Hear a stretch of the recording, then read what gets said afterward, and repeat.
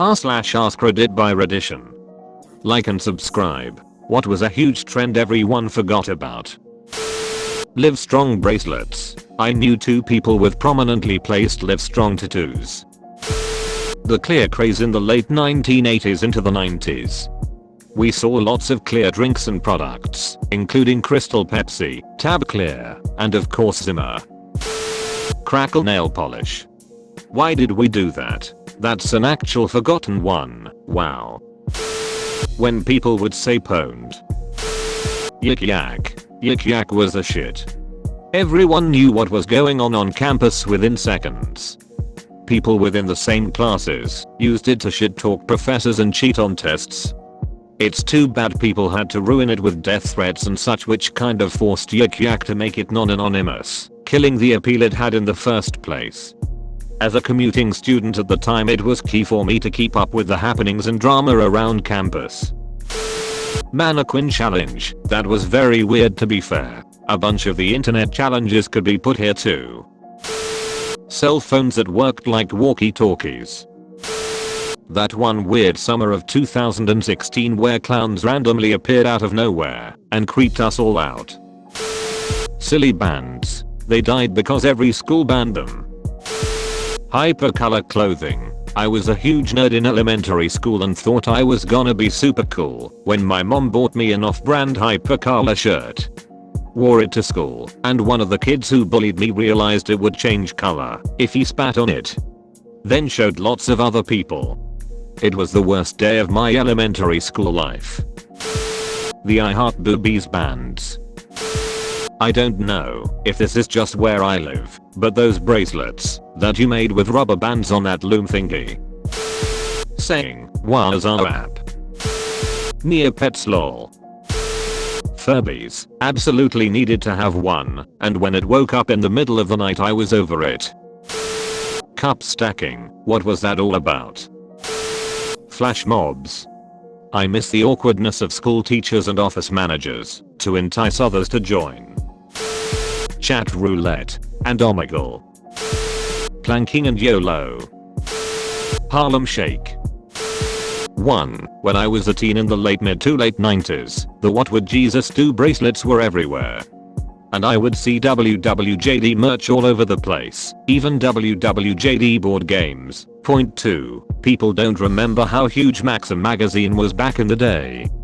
Like from 1999 to 2002 it was universally loved by young men. Butterfly clips. Yo-yos. Who was that mother flipper that came to my school? And why did he do a sales pitch for yo-yos? And why did so many of us buy them? Edit. Jesus wept people, how many of us got yo-yos, and what did we do with them? No one ever talks about little girls wearing jelly shoes in the 80s and early 90s. When I was a kid, every little girl's dress-up shoes were jealous and they all wore them to church, even though they hurt. Only one movie I've ever seen has included jelly shoes. I'm kinda dating myself here, but when I was younger, I can't remember if I was a preteen or if I was a teenager, the Budweiser frogs. Everyone was going around saying Bud. Someone else would say Wise and someone else would say I even had a couple different shirts with them on it lol. Gangnam Style. Back in the 90s there was a hip hop duo called Criss Cross that got an entire generation of middle schoolers to wear their baggy jeans backwards for like a year. Good times. LMFAO. LMFAO may be a total train wreck of music group, but they were also everywhere in 2011 to 2013. You couldn't turn on the radio without hearing I'm Sexy, and I Know It, played 5 times in the span of 30 minutes, and Party Rockers in the House Tonight was a line scream sung at any nightclub. Edit. Wow, my inbox. Glad to see so many LMFAO defenders. I will admit, despite my original comment of a train wreck music group, I'm an LMFAO defender and even small fan as well. I went to university in 2011 to 2013, so each year at uni was spent banging to these awesome club tracks. The good old days of shuffling in 2 high heels, holding your tequila sunrise in one hand and Running Man pumping with the other. I'll never forget the summer Pokemon Go came out.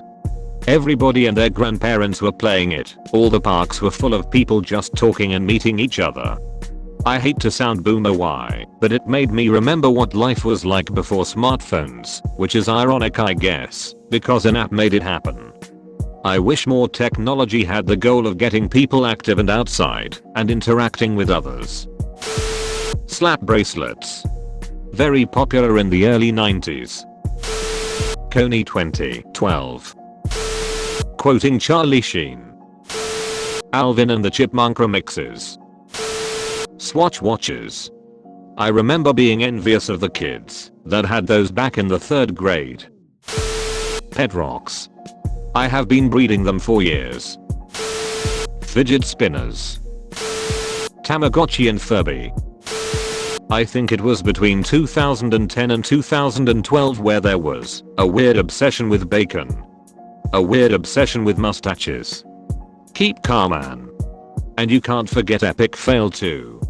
I know it makes lots of people cringe, and rightfully so, but boy does thinking of that period make me nostalgic for middle school.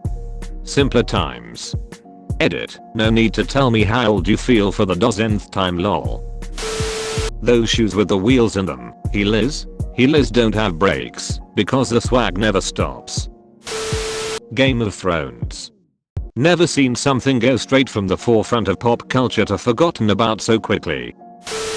The power balance bracelets. Beyblades.